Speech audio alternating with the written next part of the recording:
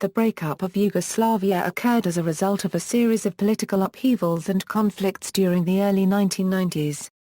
After a period of political crisis in 1980s, constituent republics of the Socialist Federal Republic of Yugoslavia split apart, but the unsolved issues caused bitter inter-ethnic Yugoslav wars. The wars primarily affected Bosnia and Croatia.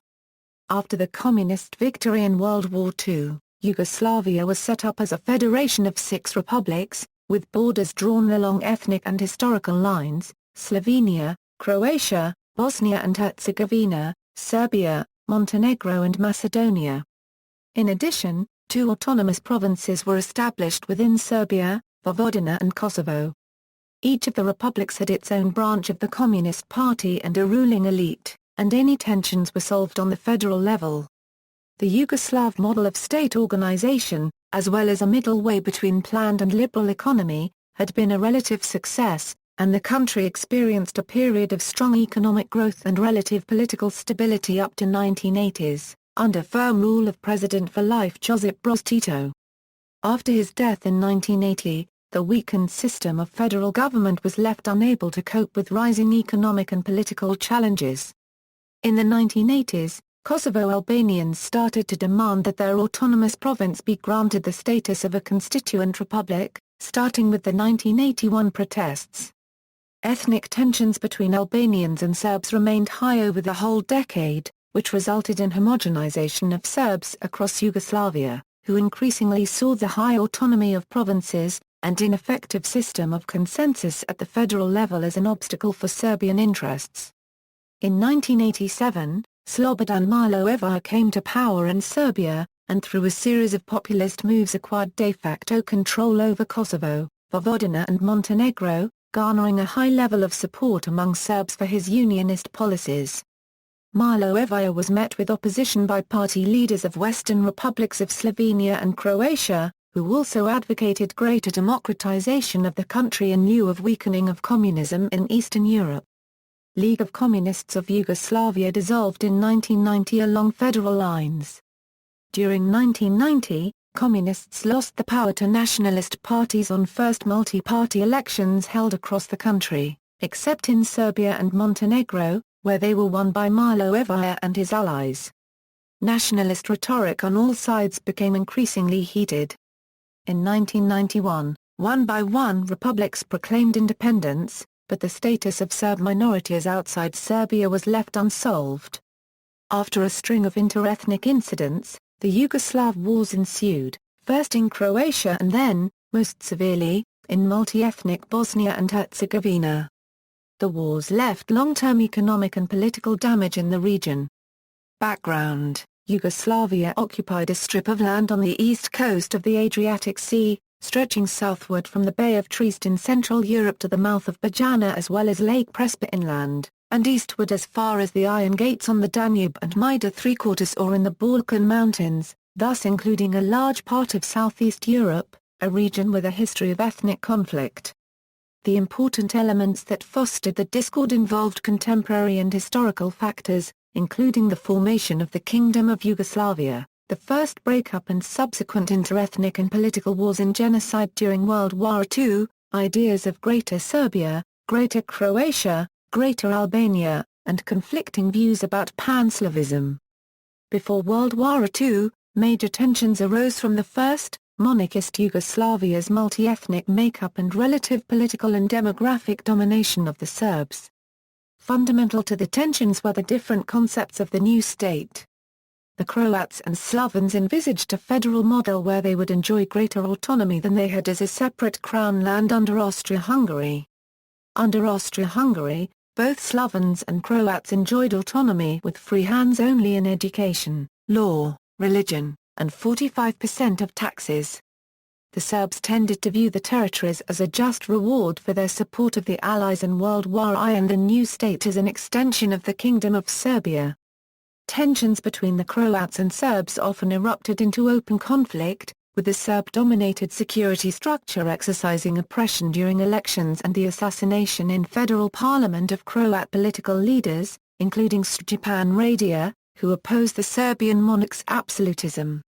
The assassination and human rights abuses were subject of concern for the Human Rights League and precipitated voices of protest from intellectuals, including Albert Einstein. It was in this environment of oppression that the radical insurgent group, the Ustaši, were formed. During World War II, the country's tensions were exploited by the occupying Axis forces, which established a Croat puppet state spanning much of present-day Croatia and Bosnia and Herzegovina. The Axis powers installed the Ustaši as the leaders of the independent state of Croatia. The Ustaši resolved that the Serbian minority were a fifth column of Serbian expansionism, and pursued a policy of persecution against the Serbs. The policy dictated that 1/3 of the Serbian minority were to be killed, 1/3 expelled, and 1/3 converted to Catholicism and assimilated as Croats. Conversely, the Chetniks pursued their own campaign of persecution in parts of Bosnia and Herzegovina and signed a three-quarters arc per the Miljevic plan and the orders issued by Dra three-quarters a Milovia, which included cleansing of all nation understandings and fighting. Both Croats and Muslims were recruited as soldiers by the SS. At the same time, former royalist, General Milan Nedia, was installed by the Axis as head of the puppet government, and local Serbs were recruited into the Gestapo and a Serbian volunteer corps. Both Quislings were confronted and eventually defeated by the communist-led, anti-fascist partisan movement composed of members of all ethnic groups in the area, leading to the formation of the Socialist Federal Republic of Yugoslavia. The official Yugoslav post-war estimate of victims in Yugoslavia during World War II was 1,704,000. Subsequent data gathering in the 1980s by historians Vladimir Angstrom 1/2 Ijavia and Bogoljub Koovia showed that the actual number of dead was about 1 a million. Of that number, 330,000 to 390,000 ethnic Serbs perished from all causes in Croatia and Bosnia. Yugoslavia was in its heyday a regional industrial power and an economic success. From 1960 to 1980, annual gross domestic product growth averaged 6.1%, medical care was free, literacy was 91%, and life expectancy was 72 years. Yugoslavia was a unique state, straddling both the East and West. Moreover, its president, Josip Broz Tito, was one of the fundamental founders of the Third World, or Group of 77, which acted as an alternative to the superpowers. More importantly, Yugoslavia acted as a buffer state between the West and the Soviet Union and also prevented the USSR from getting a toehold on the Mediterranean Sea. The central government's control began to be loosened thanks to increasing nationalist grievances and the Communist Party's wish to support national self-determination. This resulted in Kosovo being turned into an autonomous region of Serbia, legislated by the 1974 constitution. This constitution broke down powers between the capital and the autonomous regions in Vojvodina and Kosovo. Despite the federal structure of the new Yugoslavia, there was still tension between the federalists, primarily Croats and Slavons who argued for greater autonomy, and unitarists, primarily Serbs. The struggle would occur in cycles of protests for greater individual and national rights and subsequent repression. The 1974 Constitution was an attempt to short-circuit this pattern by entrenching the federal model and formalizing national rights. The loosened control basically turned Yugoslavia into a de facto confederacy, which also placed pressure on the legitimacy of the regime within the federation. Since the late 1970s, a widening gap of economic resources between the developed and underdeveloped regions of Yugoslavia severely deteriorated the federation's unity. The most developed republics, Croatia and Slovenia, rejected attempts to limit their autonomy as provided in the 1974 constitution. Public opinion in Slovenia in 1987 saw better economic opportunity and independence from Yugoslavia than within it. There were also places that saw no economic benefit from being in Yugoslavia. For example, the autonomous province of Kosovo was poorly developed, and per capita GDP fell from 47% of the Yugoslav average in the immediate post-war period to 27% by the 1980s. It highlighted the vast differences in the quality of life in the different republics. Economic growth was curbed due to Western trade barriers combined with the 1973 oil crisis. Yugoslavia subsequently fell into heavy IMF debt due to the large number of International Monetary Fund loans taken out by the regime. As a condition of receiving loans, the IMF demanded the market liberalization of Yugoslavia. By 1981, Yugoslavia had incurred $19.9 billion in foreign debt. Another concern was the unemployment rate, at 1 million by 1980. This problem was compounded by the general unproductiveness of the South, which not only added to Yugoslavia Euro unregistered trademark S economic woes, but also irritated Slovenia and Croatia further.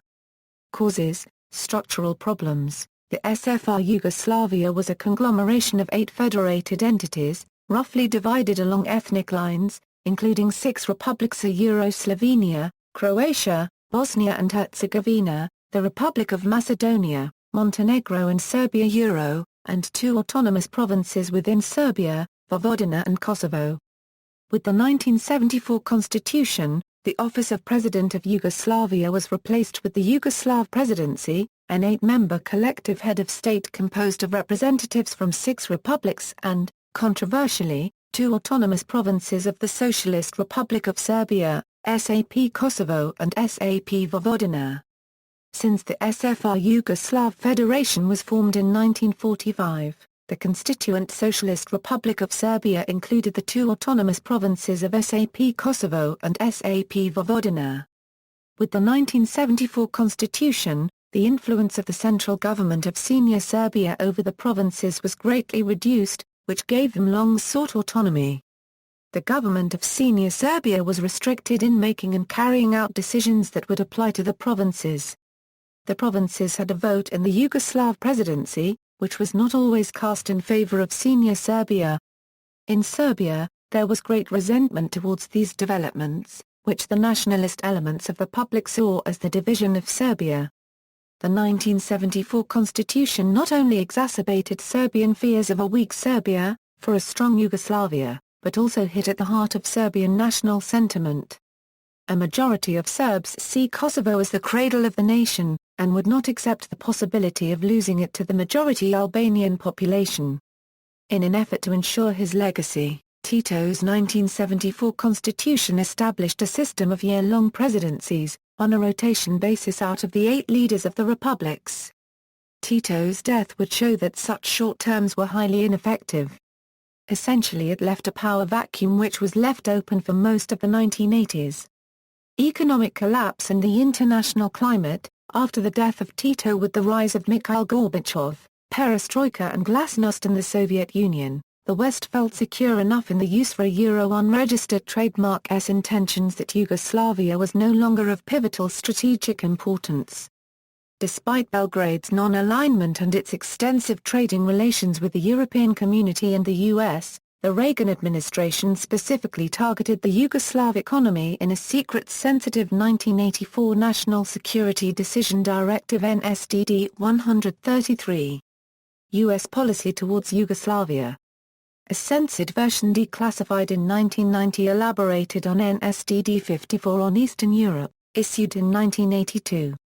The latter advocated expanded efforts to promote a quiet revolution to overthrow communist governments and parties, while reintegrating the countries of Eastern Europe into a market-oriented economy. The external status quo, which the Communist Party had depended upon to remain viable, was thus beginning to disappear. Furthermore, the failure of communism all over Central and Eastern Europe once again brought Yugoslavia Euro unregistered trademark S inner contradictions, economic inefficiencies, and ethno-religious tensions to the surface. Yugoslavia's non-aligned status resulted in access to loans from both superpower blocs. This contact with the United States and the West opened up Yugoslavia Euro unregistered trademark S markets sooner than the rest of Central and Eastern Europe. The 1980s were a decade of Western economic ministrations. A decade of frugality resulted in growing frustration and resentment against both the Serbian ruling class and the minorities who were seen to benefit from government legislation. Real earnings in Yugoslavia fell by 25% from 1979 to 1985. By 1988, emigrant remittances to Yugoslavia totaled over $4.5 billion, and by 1989 remittances were $6.2 billion, making up over 19% of the world's total. Death of Tito and the weakening of communism. On May 4, 1980, Tito died and his death was announced through state broadcasts across Yugoslavia. Although Tito was hardly a liberal thinker, his death removed what many international political observers saw as Yugoslavia's main unifying force. Following his death, ethnic tension grew in Yugoslavia. The crisis that emerged in Yugoslavia was connected with the weakening of the communist states in Eastern Europe towards the end of the Cold War, as symbolized by the fall of the Berlin Wall in 1989. In Yugoslavia, the National Communist Party, officially called the League of Communists of Yugoslavia, had lost its ideological potency. In 1986, the Serbian Academy of Sciences and Arts contributed significantly to the rise of nationalist sentiments, as it drafted the controversial SANU memorandum protesting against the weakening of the Serbian central government. The problems in the Serbian autonomous province of SAP Kosovo between ethnic Serbs and Albanians grew exponentially. This, coupled with economic problems in Kosovo and Serbia as a whole, led to even greater Serbian resentment of the 1974 constitution. Kosovo Albanians started to demand that Kosovo be granted the status of a constituent republic beginning in the early 1980s, particularly with the 1981 protests in Kosovo. This was seen by the Serbian public as a devastating blow to Serb pride because of the historic links that Serbians held with Kosovo. It was viewed that secession would be devastating to Kosovar Serbs. This, eventually, led to the repression of the Albanian majority in Kosovo. The more prosperous republics of Senior Slovenia and Senior Croatia wanted to move towards decentralization and democracy. Rise of nationalism in Senior Serbia. Slobodan Milojevic. In 1987, Serbian communist official Slobodan Milojevic was sent to bring calm to an ethnically driven protest by Serbs against the Albanian administration of SAP Kosovo. Milojevic had been, up to this point, a hardline communist who had decried all forms of nationalism as treachery, such as condemning the SANU memorandum as nothing else but the darkest nationalism. However, Kosovo's autonomy had always been an unpopular policy in Serbia, and he took advantage of the situation and made a departure from traditional communist neutrality on the issue of Kosovo. Milojevic assured Serbs that their mistreatment by ethnic Albanians would be stopped. He then began a campaign against the ruling communist elite of Senior Serbia, demanding reductions in the autonomy of Kosovo and Vojvodina. These actions made him popular amongst Serbs and aided his rise to power in Serbia. Milojevic and his allies took on an aggressive nationalist agenda of reviving Senior Serbia within Yugoslavia, promising reforms and protection of all Serbs.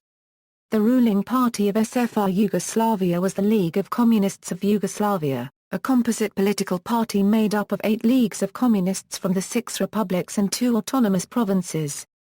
The League of Communists of Serbia governed Senior Serbia.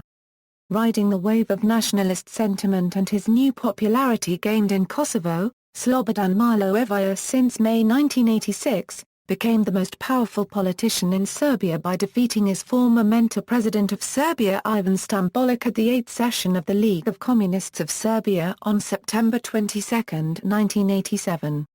In a 1988 Belgrade rally, Milojevic made clear his perception of the situation facing Senior Serbia in Yugoslavia, saying, "At home and abroad, Serbia's enemies are massing against us. We say to them we are not afraid.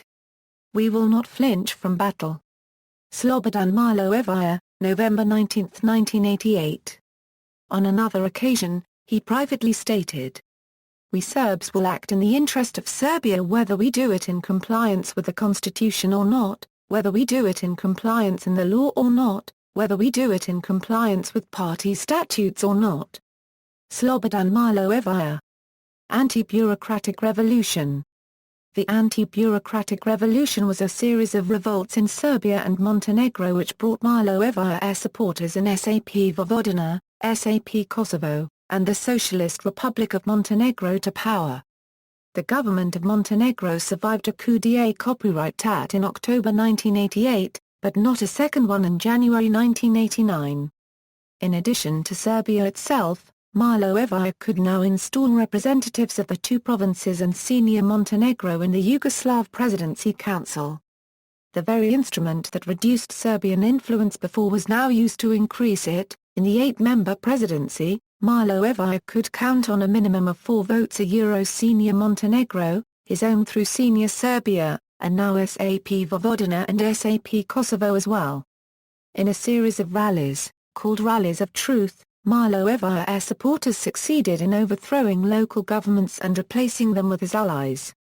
As a result of these events, in February 1989 the ethnic Albanian miners in Kosovo organized the 1989 Kosovo Miners' Strike, demanding the reinstatement of their autonomy. This contributed to ethnic conflict between the Albanians and the Serb population of the province. At 77% of the population of Kosovo in the 1980s, ethnic Albanians were the majority. In June 1989, the 600th anniversary of Serbia unregistered trademark's historic defeat at the Field of Kosovo, Slobodan Milosevic gave the Gazimstan speech to 200,000 Serbs, with a Serb nationalist theme which deliberately evoked medieval Serbian history. Milosevic's unregistered trademark's answer to the incompetence of the federal system was to centralize the government. Considering Slovenia and Croatia were looking farther ahead to independence, this was considered unacceptable. Repercussions. Meanwhile, the Socialist Republic of Croatia and the Socialist Republic of Slovenia supported the Albanian miners in their struggle for recognition. Media in senior Slovenia published articles comparing Milosevic to Italian fascist dictator Benito Mussolini.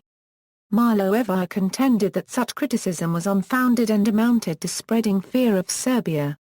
Milosevic's state-run media claimed in response that Milan Kujan, head of the League of Communists of Slovenia, was endorsing Kosovo and Slovene separatism. Initial strikes in Kosovo turned into widespread demonstrations calling for Kosovo to be made the Seventh Republic. This angered Serbia's leadership, which proceeded to use police force, and later the Federal Army by order of the Serbian-controlled presidency. In February 1989 ethnic Albanian Azam Vllasi, SAP Kosovo's representative on the presidency, was forced to resign and was replaced by an ally of Milosevic. Albanian protesters demanded that Vllasi be returned to office, and Vllasi's support for the demonstrations caused Milosevic and his allies to respond, stating this was a counter-revolution against Serbia and Yugoslavia, and demanded that the federal Yugoslav government put down the striking Albanians by force.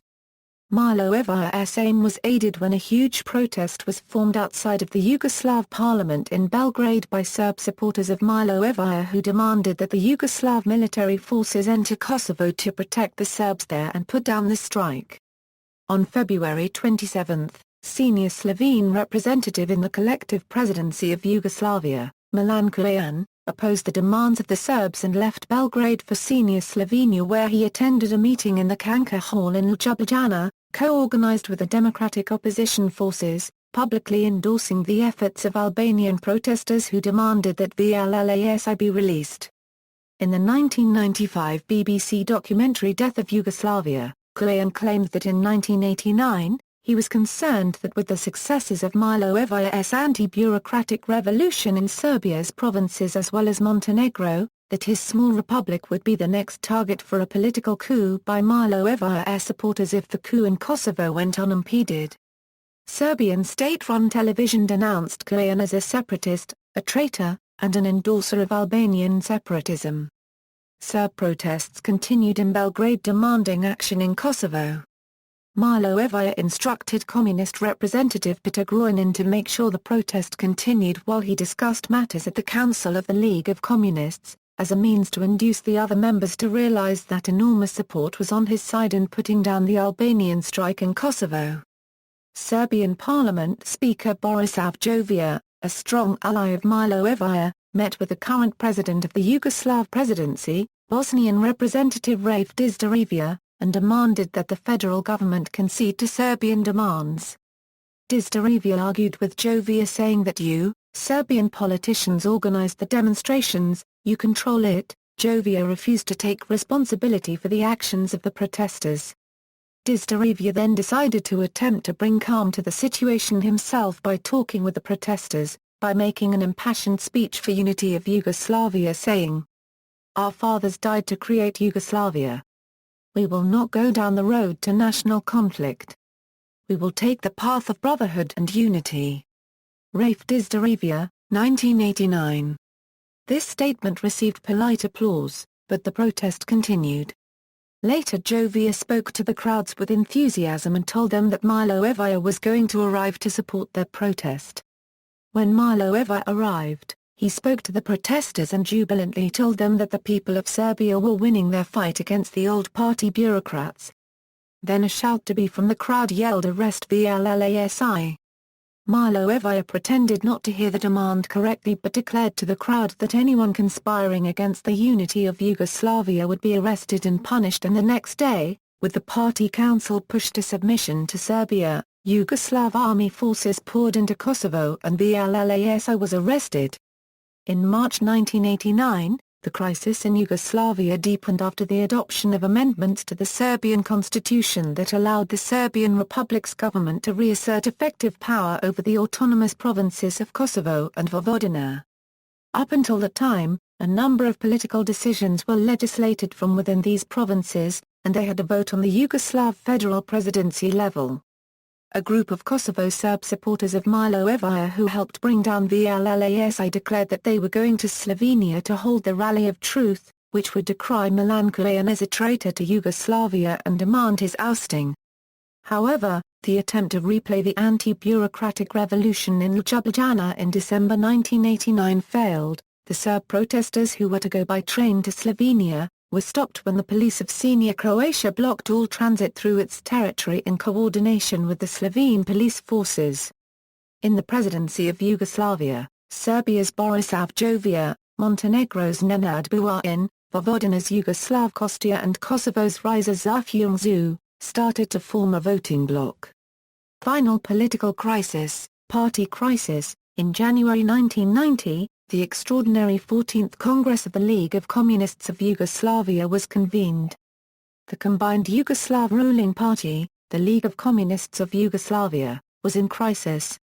Most of the Congress was spent with the Serbian and Slovene delegations arguing over the future of the League of Communists and Yugoslavia.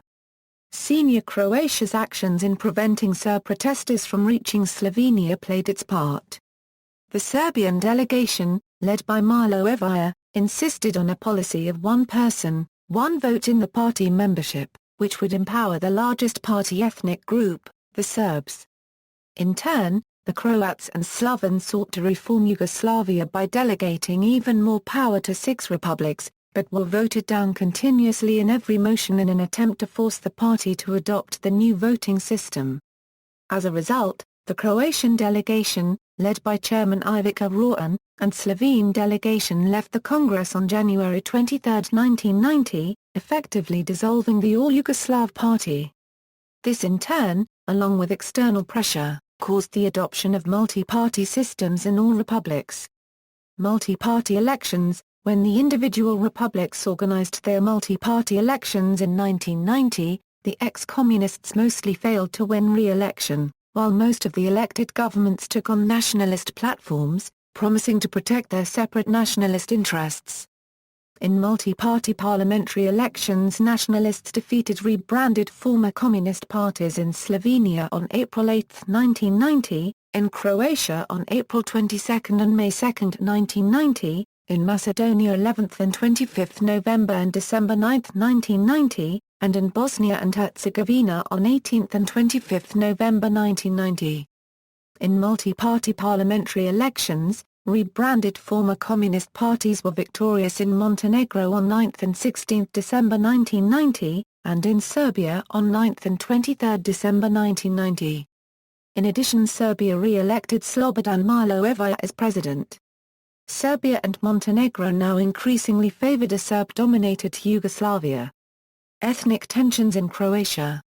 In Croatia, the nationalist Croatian Democratic Union was elected to power, led by controversial nationalist Franjo Tuđman, under the promise of protecting Croatia from Milojevic, publicly advocating for Croatian sovereignty. Croatian Serbs, for their part, were wary of Timan's nationalist government, and in 1990, Serb nationalists in the southern Croatian town of Nin organized and formed a separatist entity known as the SAO Krajina, which demanded to remain in union with the rest of the Serb populations if Croatia decided to secede. The government of Serbia endorsed the Croatian Serbs' rebellion, claiming that for Serbs, rule under Timan's government would be equivalent to the World War II fascist independent state of Croatia, which committed genocide against Serbs during World War II. Milo Evija used this to rally Serbs against the Croatian government, and Serbian newspapers joined in the warmongering. Serbia had by now printed $1.8 billion worth of new money without any backing of Yugoslav central bank. Croatian Serbs in Nin, under the leadership of local Nin police inspector Milan Marsha, began to try to gain access to weapons so that the Croatian Serbs could mount a successful revolt against the Croatian government. Croatian Serb politicians including the mayor of Nin met with Borisav Jovica, the head of the Yugoslav presidency, in August 1990, and urged him to push the council to take action to prevent Croatia from separating from Yugoslavia, as they claimed that the Serb population would be in danger in Croatia led by Timan and his nationalist government. At the meeting, army official Petar Grojnin told the Croatian Serb politicians how to organize their rebellion, telling them to put up barricades, as well as assemble weapons of any sort, in which he said if you can't get anything else, use hunting rifles. Initially the revolt became known as the Log Revolution, as Serbs blockaded roadways to Nin with cut-down trees and prevented Croats from entering Nin or the Croatian coastal region of Dalmatia. The BBC documentary Death of Yugoslavia revealed that at the time, Croatian TV dismissed the Log Revolution as the work of drunken Serbs, trying to diminish the serious dispute. However, the blockade was damaging to Croatian tourism. The Croatian government refused to negotiate with the Serb separatists and decided to stop the rebellion by force, and sent in armed special forces by helicopters to put down the rebellion. The pilots claimed they were bringing equipment to Nin, but the Federal Yugoslav Air Force intervened and sent fighter jets to intercept them and demanded that the helicopters return to their base or they would be fired upon, in which the Croatian forces obliged and returned to their base in Zagreb. To the Croatian government, this action by the Yugoslav Air Force revealed to them that the Yugoslav People's Army was increasingly under Serbian control. The SAO Krajina was officially declared as a separate entity on December 21, 1990, by the Serbian National Council headed by Milan Babiša. In August 1990, the Croatian parliament replaced its representative Stipe Angstrom Uval with Stjepan Mesić in the wake of the Log Revolution. Mesić was only seated in October 1990 because of protests from the Serbian side, and then joined Macedonia's Vasil Tuperkovski, Slovenia's Janez Drnovajek and Bosnia and Herzegovina's Bojija Evija in opposing the demands to proclaim a general state of emergency, which would have allowed the Yugoslav People's Army to impose martial law. Following the first multi-party election results, the republics of Slovenia, Croatia and Macedonia proposed transforming Yugoslavia into a loose federation of 6 republics in the autumn of 1990, however Milo Evija rejected all such proposals, arguing that like Slovenians and Croats, the Serbs also had a right to self-determination. Serbian politicians were alarmed by a change of phrasing in the Christmas constitution that slightly changed the status of ethnic Serbs of Croatia, from an explicitly mentioned nation to a nation listed together with minorities. Independence of Slovenia and Croatia. In the Slovenian independence referendum, 1990, held on December 23, 1990, a vast majority of residents voted for independence. 88.5% of all electors voted for independence, which was declared on June 25, 1991. In January 1991, the KOS displayed a video of a secret meeting that they purported had happened sometime in 1990 between the Croatian defense minister, Martin Angstrom PEGLJ, and 2 other men, in which Angstrom PEGLJ announced that they were at war with the army and gave instructions about arms smuggling as well as methods of dealing with the Yugoslav army's officers stationed in Croatian cities. The army subsequently wanted to indict Angstrom PEGLJ for treason and illegal importation of arms, mainly from Hungary.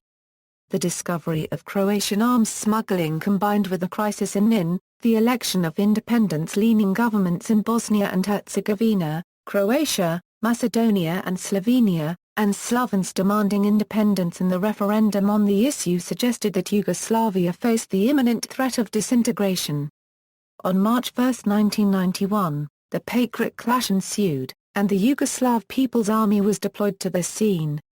On March 9, 1991, the March 1991 protests in Belgrade were suppressed with the help of the army. On March 12, 1991, the leadership of the army met with the presidency in an attempt to convince them to declare a state of emergency which would allow for the pan-Yugoslav army to take control of the country. Yugoslav Army Chief Veljko Kadijevic declared that there was a conspiracy to destroy the country, saying, "An insidious plan has been drawn up to destroy Yugoslavia. Stage 1 is civil war. Stage 2 is foreign intervention. Then puppet regimes will be set up throughout Yugoslavia." Veljko Kadijevic, March 12, 1991. This statement effectively implied that the new independence-advocating governments of the republics were seen by Serbs as tools of the West. Croatian delegates to Japan Mesia responded angrily to the proposal, accusing Jovic and Kadijevic of attempting to use the army to create a greater Serbia and declared that means war. Jovic and Kadijevic then called upon the delegates of each republic to vote on whether to allow martial law, and warned them that Yugoslavia would likely fall apart if martial law was not introduced. In the meeting, a vote was taken on a proposal to enact martial law to allow for military action to end the crisis in Croatia by providing protection for the Serbs. The proposal was rejected as the Bosnian delegate Bojija Bojijević voted against it, believing that there was still the possibility of diplomacy being able to solve the crisis. The Yugoslav presidency crisis reached an impasse when Zafjungzu defected his faction in the second vote on martial law in March 1991. Jovic briefly resigned from the presidency in protest, but soon returned. On May 16, 1991, the Serbian parliament replaced Kosovo's Riza Zafjungzu with Sedo Baramovia, and Vojvodina's Nenad Buarin with Yugoslav Kostja. This effectively deadlocked the presidency, because Milošević's Serbian faction had secured 4 out of 8 federal presidency votes and it was able to block any unfavorable decisions at the federal level, in turn causing objections from other republics and calls for reform of the Yugoslav Federation. After Jovic's term as head of the collective presidency expired, he blocked his successor, Mesia, from taking the position, and giving the position instead to Branko Kostja, a member of the pro-Milošević government in Montenegro. In the Croatian independence referendum held on May 2, 1991, 93.24% voted for independence. On May 19, 1991, the second round of the referendum on the structure of the Yugoslav Federation was held in Croatia. The phrasing of the question did not explicitly inquire as to whether one was in favor of secession or not. The referendum asked the voter if he or she was in favor of Croatia being able to enter into an alliance of sovereign states with other republics. 83.56% of the voters turned out, with Croatian Serbs largely boycotting the referendum. Of these, 94.17% voted in favor of the proposal, while 1.2% of those who voted were opposed. Finally, the independence of Croatia was declared on June 25, 1991. The beginning of the Yugoslav Wars. War in Slovenia. Both Slovenia and Croatia declared their independence on June 25, 1991. On the morning of June 26, units of the Yugoslav People's Army's 13th Corps left their barracks in Rijeka, Croatia, to move towards Slovenia's borders with Italy. The move immediately led to a strong reaction from local Slovenians, who organized spontaneous barricades and demonstrations against the YPA's actions. There was, as yet, no fighting, and both sides appeared to have an unofficial policy of not being the first to open fire.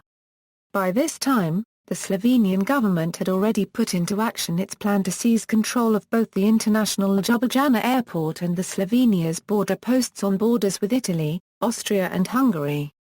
The personnel manning the border posts were, in most cases, already Slovenians, so the Slovenian takeover mostly simply amounted to changing of uniforms and insignia, without any fighting. By taking control of the borders, the Slovenians were able to establish defensive positions against an expected YPA attack. This meant that the YPA would have to fire the first shot. It was fired on June 27 at 14:30 in Diva by an officer of YPA. On July 7, 1991, whilst supportive of their respective rights to national self-determination, the European Community pressured Slovenia and Croatia to place a 3-month moratorium on their independence with the Breakup Agreement.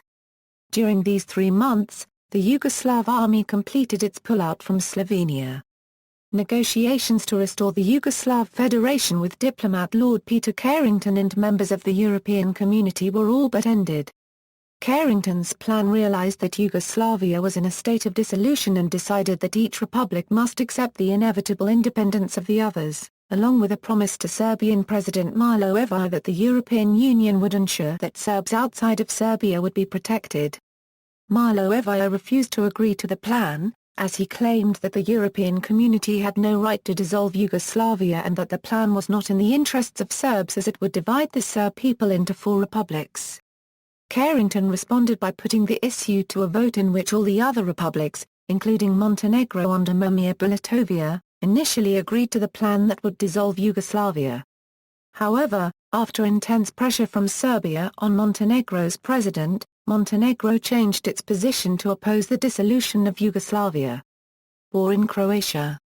With the Plitvice Lakes incident of late March-early April 1991, the Croatian War of Independence broke out between the Croatian government and the rebel ethnic Serbs of the SAO Krajina. On April 1, 1991, the SAO Krajina declared that it would secede from Croatia. Immediately after Croatia's declaration of independence, Croatian Serbs also formed the SAO Western Slavonia and the SAO of Eastern Slavonia, Baranja and Western Sredium. These 3 regions would combine into the Republic of Serbian Krajina on December 19, 1991. The other significant Serb-dominated entities in eastern Croatia announced that they too would join SAO Krajina. Zagreb had by this time discontinued submitting tax money to Belgrade, and the Croatian Serb entities in turn halted paying taxes to Zagreb. In some places, the Yugoslav army acted as a buffer zone, in others it aided Serbs in their confrontation with the new Croatian army and police forces. The influence of xenophobia and ethnic hatred in the collapse of Yugoslavia became clear during the war in Croatia. Propaganda by Croatian and Serbian sides spread fear, claiming that the other side would engage in oppression against them and would exaggerate death tolls to increase support from their populations. In the beginning months of the war, the Serb-dominated Yugoslav army and navy deliberately shelled civilian areas of Split and Dubrovnik, a UNESCO World Heritage Site, as well as nearby Croat villages. Yugoslav media claimed that the actions were done due to what they claimed was a presence of fascist Ustawi forces and international terrorists in the city. UN investigations found that no such forces were in Dubrovnik at the time. Croatian military presence increased later on. Montenegrin Prime Minister Milo Đukanović, at the time an ally of Milosevic, appealed to Montenegrin nationalism, promising that the capture of Dubrovnik would allow the expansion of Montenegro into the city which he claimed was historically part of Montenegro, and announced the present borders of Montenegro as being drawn by the old and poorly educated Bolshevik cartographers.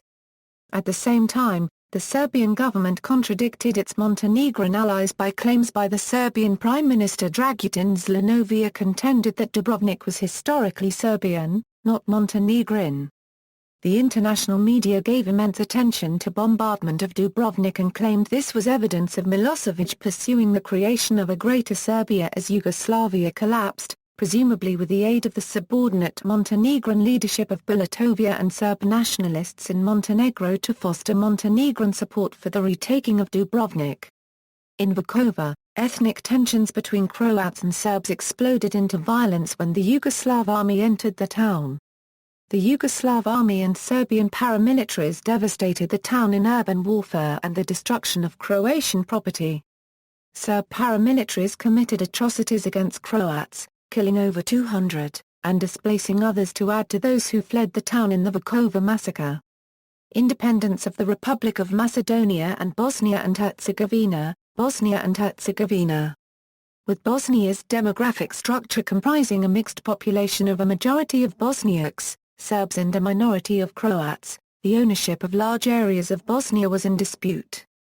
From 1991 to 1992, the situation in the multi-ethnic Bosnia and Herzegovina grew tense. Its parliament was fragmented on ethnic lines into a plurality Bosniak faction and minority Serb and Croat factions.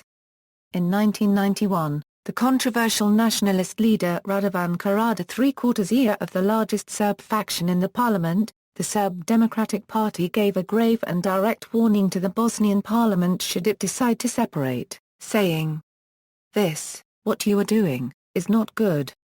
This is the path that you want to take Bosnia and Herzegovina on, the same highway of hell and death that Slovenia and Croatia went on. Don't think that you won't take Bosnia and Herzegovina into hell, and the Muslim people may be into extinction. Because the Muslim people cannot defend themselves if there is war here." Radovan Karađa, three-quarters year, October 14, 1991. In the meantime, behind the scenes, negotiations began between Milojević and Timan to divide Bosnia and Herzegovina into Serb and Croat-administered territories to attempt to avert war between Bosnian Croats and Serbs. Bosnian Serbs held the November 1991 referendum, which resulted in an overwhelming vote in favor of staying in a common state with Serbia and Montenegro. In public, pro-state media in Serbia claimed to Bosnians that Bosnia and Herzegovina could be included a new voluntary union within a new Yugoslavia based on democratic government, but this was not taken seriously by the Bosnia and Herzegovina's government. On January 9, 1992, the Bosnian Serb Assembly proclaimed a separate Republic of the Serb people of Bosnia and Herzegovina, and proceeded to form Serbian autonomous regions throughout the state. The Serbian referendum on remaining in Yugoslavia and the creation of Serbian autonomous regions were proclaimed unconstitutional by the government of Bosnia and Herzegovina. In the independence referendum sponsored by the Bosnian government was held on February 29 and March 1, 1992. That referendum was in turn declared contrary to the Bosnian and federal constitution by the Federal Constitution Court and the newly established Bosnian Serb government. It was also largely boycotted by the Bosnian Serbs. According to the official results, the turnout was 63.4%, and 99.7% of the voters voted for independence. It was unclear what the two-thirds majority requirement actually meant and whether it was satisfied. Bosnia and Herzegovina declared independence on March 3, 1992 and received international recognition the following month on April 6, 1992. On the same date, the Serbs responded by declaring the independence of the Republika Srpska and laying siege to Sarajevo, which marked the start of the Bosnian War. The Republic of Bosnia and Herzegovina was subsequently admitted as a member state of the United Nations on May 22, 1992. Republic of Macedonia. In the Macedonian independence referendum held on September 8, 1991, 95.26% voted for independence. It was declared on September 25, 1991. 500 U.S. soldiers were then deployed under the UN banner to monitor Macedonia's northern borders with the Republic of Serbia, Yugoslavia. However, given that Belgrade's authorities had neither intervened to prevent Macedonia's departure, nor protested nor acted against the arrival of the UN troops, the indications were in place that once Belgrade was to form its new country, it would recognize the Republic of Macedonia and develop diplomatic relations with it. As such, it became the only former republic to gain sovereignty without resistance from the Belgrade-based Yugoslav authorities and army. In addition, Macedonia's first president, Kiro Gligorov, did indeed maintain good relations with Belgrade as well as the other former republics, and there have to date been no problems between Macedonian and Serbian border police despite the fact that small pockets of Kosovo and the Priovo Valley complete the northern reaches of the historical region known as Macedonia, which would otherwise have created a border dispute. The insurgency in the Republic of Macedonia, the last major conflict being between Albanian nationalists and the government of Republic of Macedonia, reduced in violence after 2001. International recognition of the breakup. In November 1991, the Arbitration Commission of the Peace Conference on Yugoslavia, led by Robert Badinter, concluded at the request of Lord Carrington that the SFR Yugoslavia was in the process of dissolution, that the Serbian population in Croatia and Bosnia does not have a right to self-determination in form of new states, and that the borders between the republics are to be recognized as international borders. As a result of the conflict, the United Nations Security Council unanimously adopted UN Security Council Resolution 721 on November 27, 1991, which paved the way to the establishment of peacekeeping operations in Yugoslavia. In January 1992, Croatia and Yugoslavia signed an armistice under UN supervision, while negotiations continued between Serb and Croat leaderships over the partitioning of Bosnia and Herzegovina. On January 15, 1992, the independence of Croatia and Slovenia was recognized worldwide. Slovenia, Croatia, and Bosnia would later be admitted as member states of the United Nations on May 22, 1992. Macedonia was admitted as a member state of the United Nations on April 8, 1993. Aftermath in Serbia and Montenegro. The independence of Bosnia and Herzegovina proved to be the final blow to the pan-Yugoslav Socialist Federal Republic of Yugoslavia. On April 28, 1992, the Serb-dominated Federal Republic of Yugoslavia was formed as a rump state, consisting only of the former socialist republics of Serbia and Montenegro. Its government claimed continuity to the former country, however, the international community refused to recognize it as such. The stance of the international community was that Yugoslavia had dissolved into its separate states. The Federal Republic of Yugoslavia was prevented by a UN resolution on September 22, 1992 from continuing to occupy the United Nations seat as successor state to SFRY. This question was important for claims on SFRY's international assets, including embassies in many countries.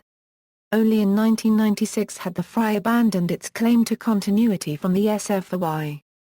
The ferry was dominated by Slobodan Milosevic and his political allies. The 5 years of disintegration and war in the 1990s led to a boycott and embargo of the Federal Republic of Yugoslavia, whose economy collapsed as a result. The war in the western parts of former Yugoslavia ended in 1995 with US-sponsored peace talks in Dayton, Ohio, which resulted in the Dayton Agreement. The Kosovo War started in 1996 and ended with the 1999 NATO bombing of Yugoslavia. NATO had intervened to prevent widespread human rights abuses by Serb forces. Slobodan Milosevic was overthrown in 2000. FR Yugoslavia was renamed on February 4, 2003 as the State Union of Serbia and Montenegro.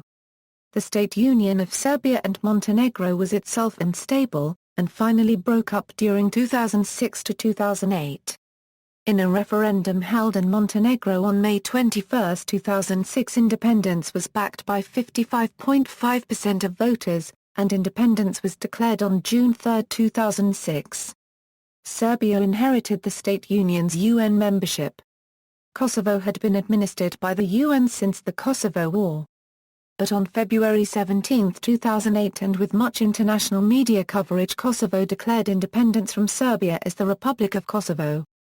While the United States, the United Kingdom and much of the EU recognized this act of self-determination, Serbia, and much of the international community, most notably Russia, Spain and China, have not recognized Kosovo's declaration of independence.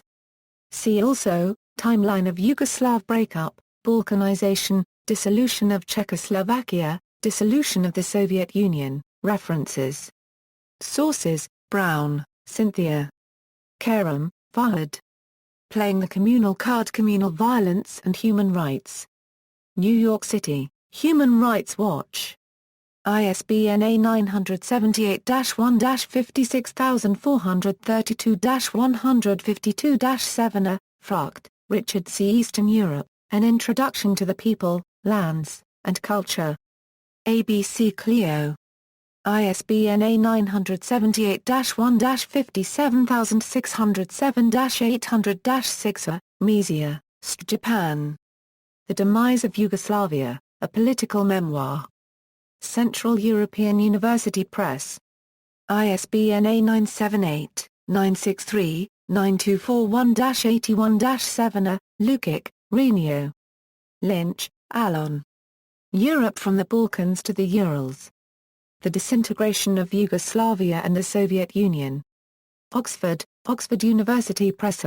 Further reading.